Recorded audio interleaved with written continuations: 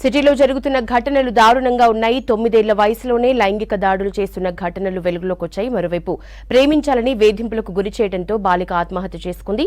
తల్లిదండ్రులు, ఉపాధ్యాయులు పిల్లలకి మంచి చెడుల్ని నేర్పించాలని సూచిస్తున్నారు మానసిక వైద్య నిపుణులు.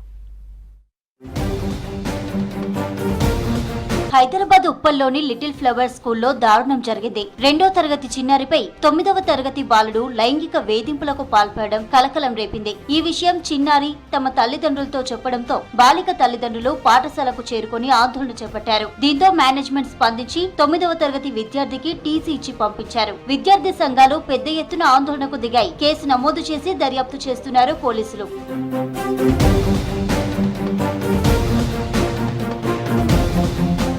ఓ యువకుడు ప్రేమ పేరిట వేధిస్తుండటంతో బాలిక ఆత్మహత్య చేసుకున్న ఘటన మేడ్చల్ జిల్లాలో చోటు చేసుకుంది. జవహర్ నగర్ పిఎస్ పరిధిలోని బాలాజీనగర్ లో నివాసం ఉంటున్న శారదా కుమార్ దంపతులకు 3 అమ్మాయిలున్నారు. మొదటి అమ్మాయి శాలిని 9వ తరగతి చదువుతోంది. కొన్ని రోజులుగా అదే ప్రాంతానికి చెందిన శివ శాలినిని ప్రేమ పేరుతో వేధింపులకు గురి చేస్తున్నాడు. రోజు రోజుకి వేధింపులు ఎక్కువ అవుతుండటంతో నిన్న రాత్రి ఇంట్లో ఎవరూ లేని టైంలో ఫ్యాన్ కు చున్నీతో ఉరివేసుకుని ఆత్మహత్య చేసుకుంది శాలిని. కేసు నమోదు చేసి దర్యాప్తు చేస్తున్నారు పోలీసులు.